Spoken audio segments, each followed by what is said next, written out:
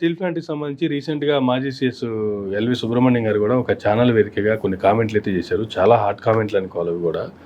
జగన్మోహన్ రెడ్డి గారు అక్కడ steel plant లేపేసి రాజధాని అక్కడ కడదామన్నారు, నాకు మాటలు రాలేదు తర్వాత ఆయన మాట అన్న తర్వాత అనేటువంటి కామెంట్ చేశారు.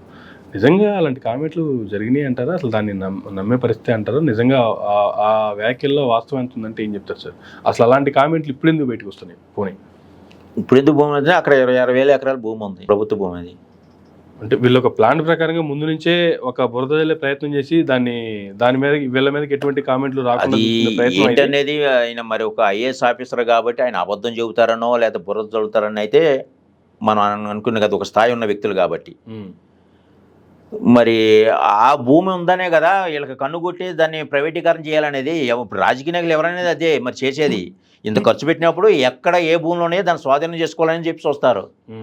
మీకు ఓటుకి 2,000 ఇచ్చి 3,000 ఇచ్చేసేసి మీకు సేవ చేస్తాను కొత్త రాజకీయ నాయకుడు. Only business. రాజకీయ నాయకుడు చేసేది బిజినెస్. సేవ అనేది పెద్ద బూతు మాట. ఏ రాజకీయ నాయకుడు అనగా ఏ ప్రభుత్వంలో ఉన్నామండి. ఇప్పుడున్న ప్రభుత్వాలు కూడా ఏం మాట్లాడలేని పరిస్థితి. ఇప్పుడు మరి పవన్ కళ్యాణ్ గారు ఆ రోజున నేను గెలిచి ఉన్నట్టయితే విశాఖకు ఆపేవాడిని అది అని చెప్పేస్తున్నారు. మరి ఆపే ప్రయత్నం చేస్తారో చూద్దాం. అది 4 రోజులే కదా అయింది, ఇంకా చూద్దాం. మొన్నటిదాగానే నన్ను గెలిపించలేదు అన్నారు కదా. గత వైసీపీ ప్రభుత్వంలో కూడా చూసుకున్నాము. స్టీల్ ప్లాంట్ ఆల్మోస్ట్ పార్లమెంట్ వేదికగా కూడా ఈనాటి ఉన్నటువంటి ఆర్థిక శాఖ మంత్రి అప్పుడు కూడా ఉన్నారనుకోండి, నిర్మలా సీతారామన్ గారు పార్లమెంట్ వేదికగానే నిర్ణయం జరిగిపోయింది, ప్రైవేటీకరణ కాకుండా ఎవరు దాన్ని ఆపలేరు అన్నటువంటి కామెంట్ కూడా చేశారు.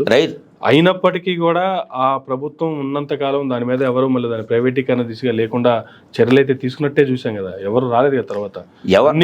అంత హాట్ కామెంట్లు కేంద్ర ప్రభుత్వం సాక్షాత్తు పార్లమెంట్ వేదిక చేసిన తర్వాత కూడా దాన్ని ఏం చేయలేకపోయారు కదా. సాక్షాత్గా పార్లమెంట్ వేదిక తీసుకోవడానికి పార్లమెంట్ ఎవరు, వీళ్ళెవరండి మాట్లాడడానికి? రైతుల దగ్గర భూములు తీసుకొని రైతుల దగ్గర భాగస్వామ్యం చేసి చేసినప్పుడు వాళ్ళ ఇష్టం వాళ్ళు చట్టాలు చేసేస్తారా? చట్టాలు చేసే అధికారం వాళ్ళకే ఉంది. కానీ ఇక్కడ ఈ గవర్నమెంట్ యాక్సెప్ట్ చేయాలిగా, పర్మిషన్ ఇవ్వాలి కదా. ఎందుకు చేయట్లేదు? వాళ్ళ ఉద్దేశం ఏంటంటే మనం వీళ్ళకి కూడా వాటాలు ఇచ్చేసి మామ అనిపించేసుకుందాము, మనం దోసేసుకుందాం, మొత్తం రియల్ ఎస్టేట్ వ్యాపారం చేద్దామని చెప్పేసి. వైజాగ్లో ఆల్రెడీ హిందుస్థాన్ జింక్ అనే ఒక ప్లాంట్ని కూడా ఇలాగ మూసేశారు. దాదాపు 362 ఎకరాలు రియల్ ఎస్టేట్ వ్యాపారం చేస్తున్నారు. మరి అది కూడా రైతుల దగ్గర నుంచి భూములు చూస్తున్నారు. ఆ రైతులకు ఒక్కొక్కటి మళ్ళీ వీళ్ళు వ్యాపారం చేయటువంటి ఏదో ప్రైవేట్ కంపెనీకి ఇచ్చి, ఇవాళ ప్రైవేట్ కంపెనీకి ఎందుకు ఇవ్వాలి? ప్రైవేట్ కంపెనీ వచ్చి చేసేది ఏంటి? మనకింత ఇన్ఫ్రాస్ట్రక్చర్ ఉన్నప్పుడు, ఇంత ట్యూబ్లైటీలు ఉన్నాయి, నీతి ఆయోగులు ఉన్నాయి, ఇవన్నీ ఉండగా ప్రైవేట్ వాడు వచ్చి ఏం చేస్తాడు? బిఎస్ఎన్ఎల్ ఉండగా ఎయిర్టెల్ వీళ్ళందరూ వచ్చి ఏం చేయగలిగారు? మన దగ్గర అసమర్థత వాళ్ళకి దగ్గరికి అప్పచెప్పి మన కోట్లు దండుకున్న ఒక క్విడ్ ప్రోకో వ్యాపారం తప్పించి వీళ్ళు ఏంటి చేయగలిగేది?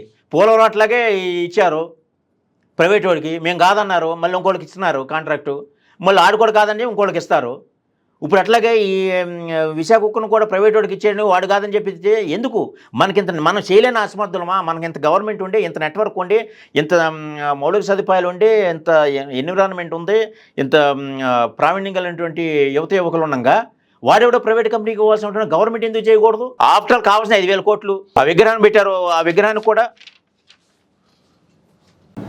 సర్దార్ వల్లభాయ్ పటేల్కి కూడా స్టీలు సప్లై చేసింది విశాఖ ఉక్కు నుంచి అని చెప్పేసి వేలటంలో వచ్చింది అని చెప్పేసి అంటున్నారు. మరి అన్ని వేలటంలో ఇక్కడి నుంచి సప్లై చేసినప్పుడు ఆఫ్టర్ ఆల్ 5,000 కోట్లు ఇవ్వడానికి ఇదేంటి? ఆ విగ్రహం పెట్టడానికి 3,000 కోట్లు ఖర్చు పెట్టారు కదా. ఖర్చు పెట్టారు విగ్రహం కోసం. ఆఫ్టర్ ఆల్ 5,000 కోట్లు ఇవ్వలేని పరిస్థితి ఉందా? ఆ వంకతో ఈ రియల్ ఎస్టేట్ వ్యాపారం చేయడానికి 26,000 ఎకరాల భూమి మీద కన్నుబడింది కేంద్ర ప్రభుత్వానికి. అది రాష్ట్ర ప్రభుత్వం సహకారంతో చేయడానికి చేస్తున్నారు. అది గనక చేస్తే రేపొద్దున చాలా దారుణం అయిపోద్ది. ఏం చేయగలుగుతారు? ఉన్న ఎన్విరాన్మెంట్ తీసేసి ఆల్రెడీ ఎంత వేల మంది ఎంప్లాయీస్ ఉన్నారు, వాళ్ళందరూ సగం తగ్గించేస్తారు. మళ్ళీ నోట్ కార్డు కూడా తీసేయటంగా మీ స్వార్థ ప్రయత్నం. అంటే ఇప్పుడు మీరు మాట్లాడుతుంటే మాటలోంచి నాకు వచ్చిన కొన్ని డౌట్స్ అడుగుతా.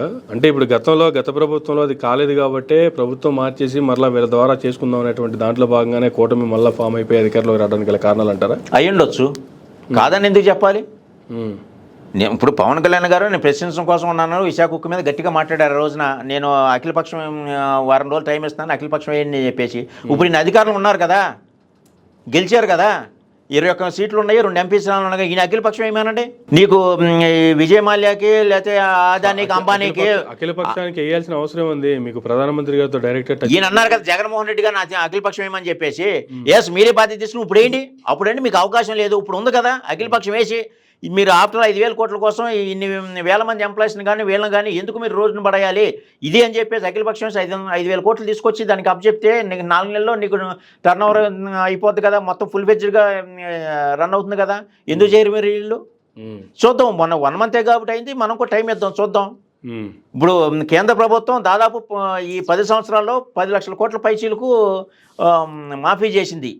అంబానీకి కానీ నీరవ్ మోడీకి వీళ్ళందరికీ కూడా 10 లక్షల కోట్లు అంత మాఫీ చేయగలిగింది. ఒక 5,000 కోట్లు విశాఖకు ఇవ్వడానికి ఏంటి ప్రాబ్లం? వ్యాలిడ్ పాయింట్ కదా, నేనే మాటలు కదా, లెక్కలే చెబుతున్నాయి కదా, గణాంకాలు చెబుతున్నాయి.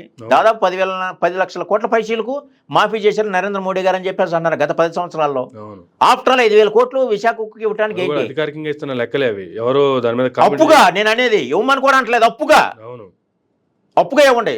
లేదంటే ఆ భూములు ఏవైతే ప్రెసిడెంట్ ఆఫ్ ఇండియా ప్రెసిడెంట్ గారి పేరు మీద రాష్ట్రపతి గారి పేరు మీద ఉందో ఆ భూములు విశాఖకు ట్రాన్స్లేట్ చేయండి. ట్రాన్స్లేట్ చేస్తే వాళ్ళే లోన్ తీసుకుని వాళ్ళే కట్టుకుంటారు కదా, ఫుల్ ఫెడ్జ్కి ఇది అవుతుంది కదా. ఆ మైనింగ్ ఎందుకు మీరు ఇచ్చారు? మినరల్ అండ్ మైనింగ్ యాక్ట్ ప్రకారం దాన్ని ప్రయారిటీ ప్రకారం గవర్నమెంట్ దానికి అలర్ట్ చేయొచ్చు, ఎందుకు చేయరు వీళ్ళు?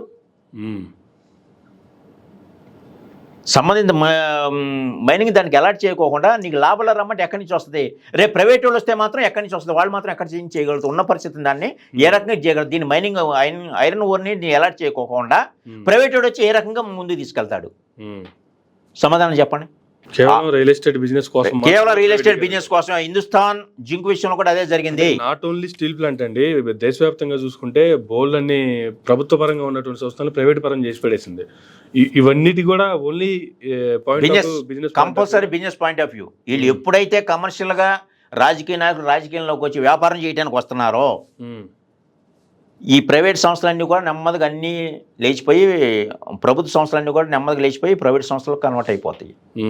వాళ్ళకి డబ్బులు కావాలి. ప్రతి ఎలక్షన్కి కూడా పోటీ పడి ఇవాళ 50 కోట్లు ఖర్చు పెట్టారు, రేపు 100 కోట్లు ఖర్చు పెట్టారు. వచ్చే ఎలక్షన్కి 100 కోట్లకి ఏం చేయాలి? ఏదో రకంగా రాబట్టుకోవటం, మళ్ళీ అట్లా ఇది చేసుకుంటూ ఉండటమే. వ్యవస్థ నాశనం చేస్తున్న రాజకీయ నాయకులే, దాన్ని సహకరించేది ప్రజలు. మెయిన్ దొంగలు ప్రజలే. ప్రజలు అమాయకంగా ఉన్నారంటున్నారు. వీడు మళ్ళీ తర్వాత వస్తాడో రాడో, మన దగ్గర చూస్తామో లేదో, ఇంటి ముందుకు వస్తున్నాడుగా 2,000 ఎత్తున్నాడుగా తీసుకుందాం అనుకుంటున్నారు. కానీ దానివల్ల మన భవిష్యత్తు నాశనం అయిపోతుంది ఎవరు అనుకుంటలేదు. నిజంగా చెప్పాలంటే 2014 నాటికి మా ఊర్లో ఎకరం భూమి రిజిస్ట్రేషన్ వాల్యూ 2 లక్షలు. చంద్రబాబు నాయుడు గారు వచ్చినాక 3 రెట్లు చేశారు, అంటే 6 లక్షలు చేశారు. జగన్మోహన్ రెడ్డి గారు వచ్చిన తర్వాత 17.5 లక్షలు అయింది రిజిస్ట్రేషన్ వాల్యూ. 10 సంవత్సరాలు 2 లక్షలు ఉన్న భూమి 17.5 లక్షలకు అయింది. కానీ జీవన ప్రమాణాల రకంగా పెరిగినాయా చెప్పండి? అభివృద్ధి ఏమైనా పెరిగిందా?